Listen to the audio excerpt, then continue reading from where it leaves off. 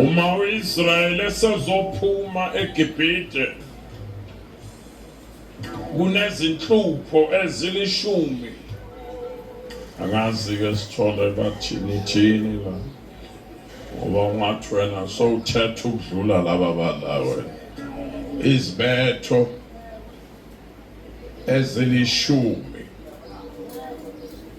ezehlela iGibhite sanibonani. Nilalele niyandiva ake ngibone izandla bangizwayo niphamisele ntoni niyangizwa ngempela Israel esezohamba efuduka eGibhite kunalezi zibetho kunalezi zishayo ezilishumi ezehlela iGibhite lonke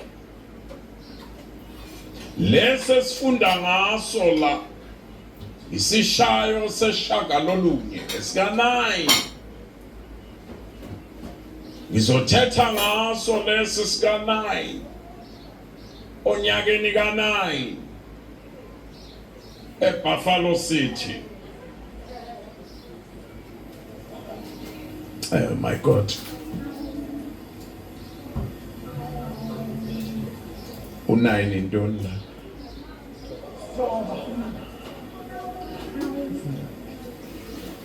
Esika-9 lesishayo esandulela esogqibela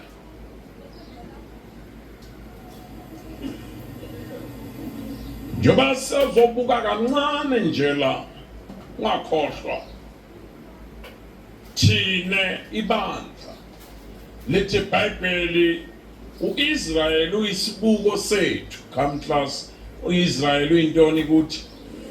Imira yethu, isisipili sethu masifuna ukuzijonga thine ukuthi sikusiphi sikuliphi ixesha ngoku sibheka kuIsrael.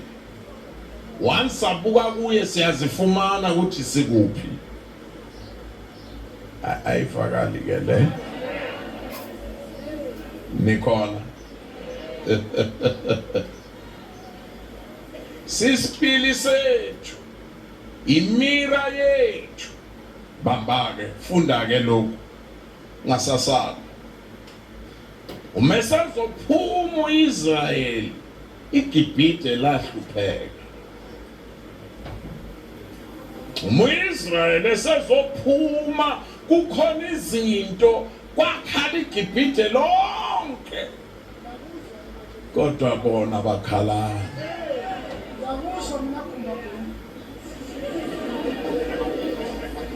lonke iGibhite lalila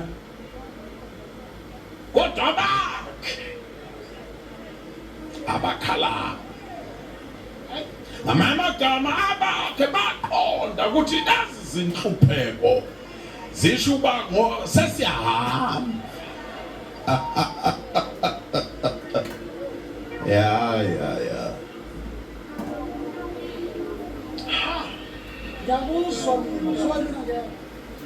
shumayela isikhathini esibi ke isikhathi lapho ibandla lingafuni ukuzwa ukuthi kuyahanjwa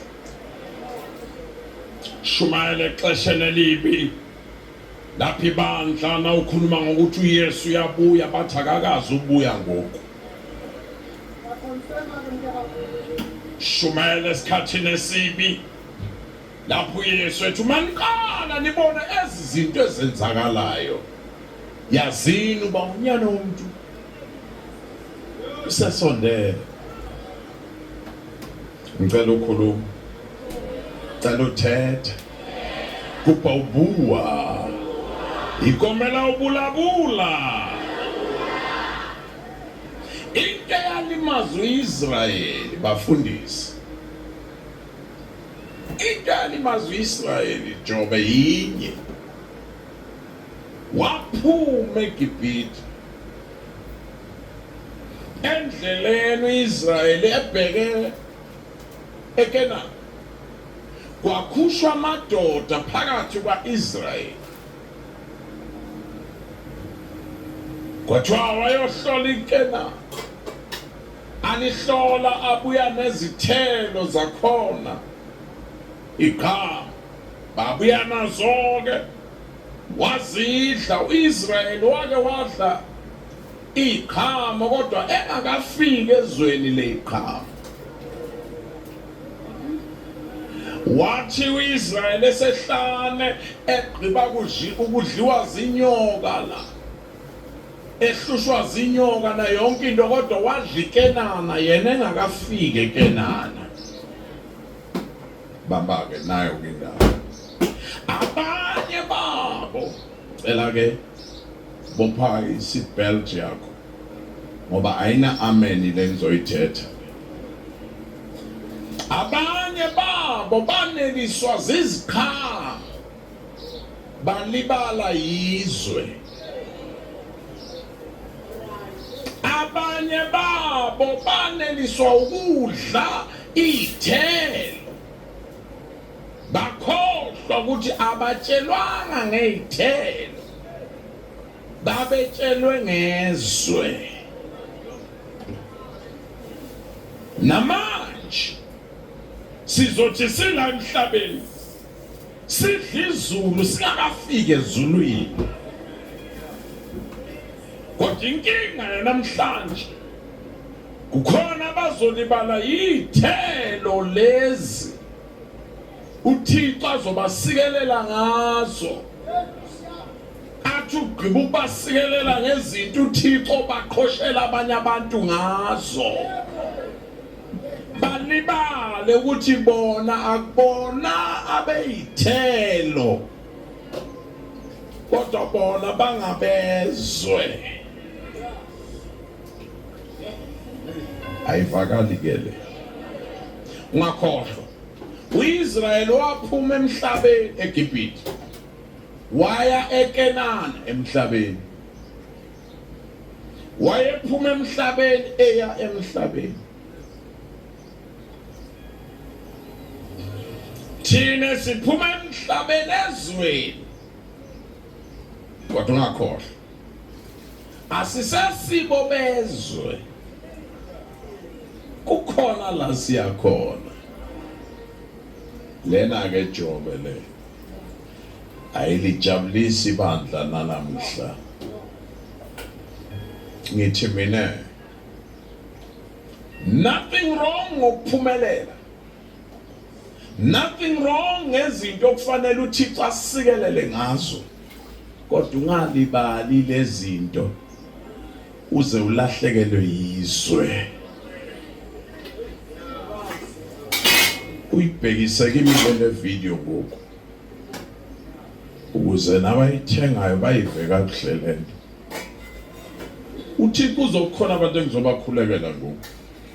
Uthixo uzokusikelela kodwa ngicela ungisize ungafeli ehlane. Sifuna manje the Joshua generation abazodla iqhamu baphinde badle nezwe.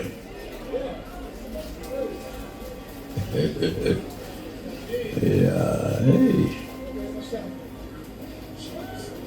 You know ukuthi kulesikhathi sanamhlanje kukhona amavesi othi na uyakubazalwane uthinte wona lihwengu. Uthi ungathinta wona wazi uzwe ukuthi bahamba nawo abazalwane. And kufanele wazi ukuthi as long usashumayela izinto ezifunwa ngabantu wenza lento uPaul athe ngezikhathi zokugcina abantu bazofuna abantu abashumayela izinto zabo njengokubathwa kwendlebe zabo kuzohamba iqiniso kusale ukucompromise.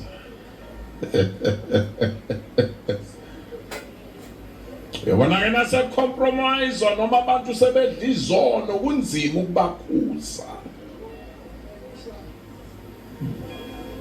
Kuzawuba nzima uthetha ngezinto ngoba kwawena zikubambile kwawena. Now uThixo lento oyenza kahle kwincwadi yemfuduko anika boreki. Before Moses incwadi kaExodus isho ukuthi kuyahanjwa.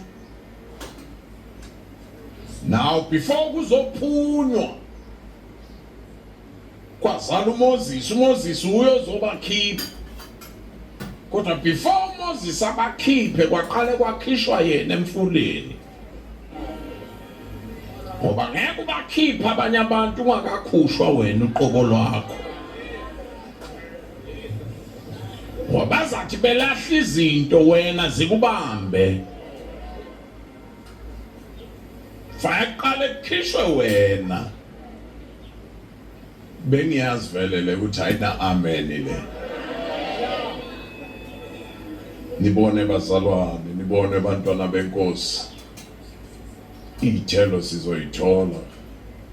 Izinto sizoyithola.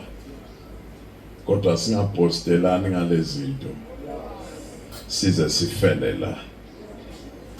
Kanti thina singabezwe. Lalela, uNkulunkulu uzosinambithisa. Sinambithe izulu singakafiki ezulwini. Ungabe sewuneliswa yilezi zinto ozinambithaza. Zincane izinto. Uyothi na ufika khona uthi asitshelwanga nangengcenye la. Ungathi ngavele ngivale nje ngoba anengizwa nina street.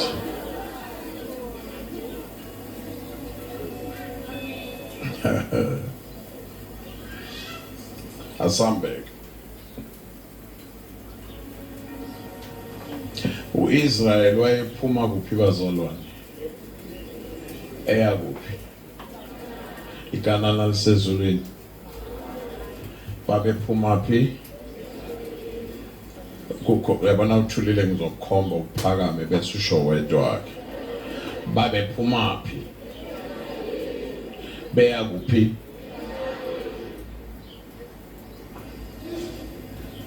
Asambe. Sayisisho kokugcina. Kukhona ocabanga ukuthi angimboni la ngomva kwami yena ngizomkhomba yazi. Babephuma phi? Beyaphi? Babephuma eGibhithe bephuma kumhlabeni beya komunye umhlaba.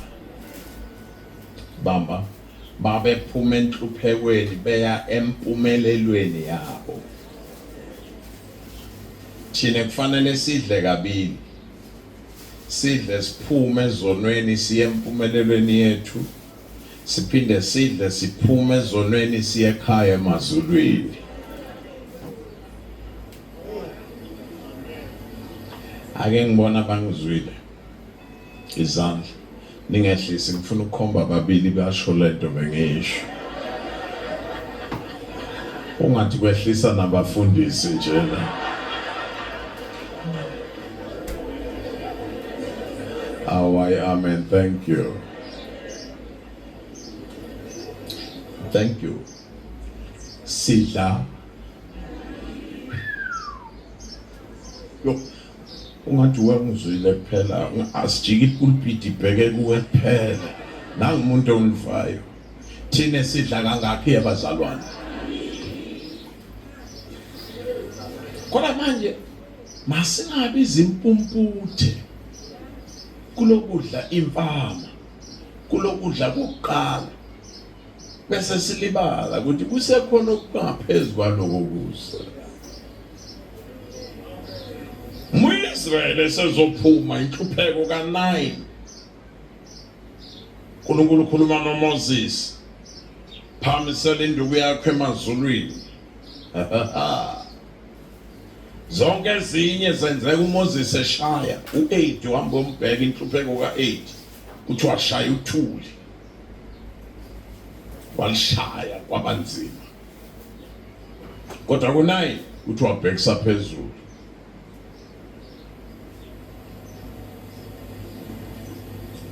Kwabamnyama emhlabeni. Lithi iBhayibheli ubumnyama bakhona kwaba ubumnyama obuphathekayo.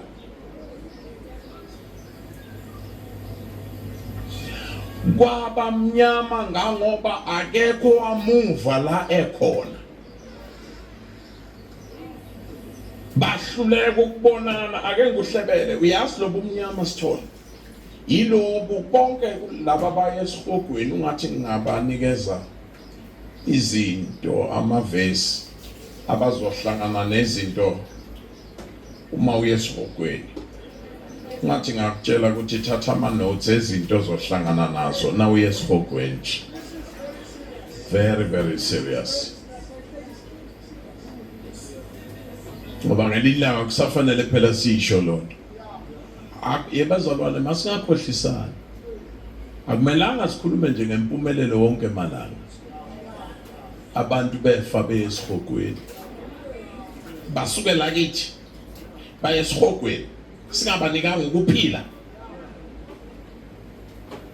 Kufanele sikutshele ungadlali ngale xesha lakho. Futhi nje kumangele sitholo ubathandeni laba kuyohlala isikhathi esingaka la.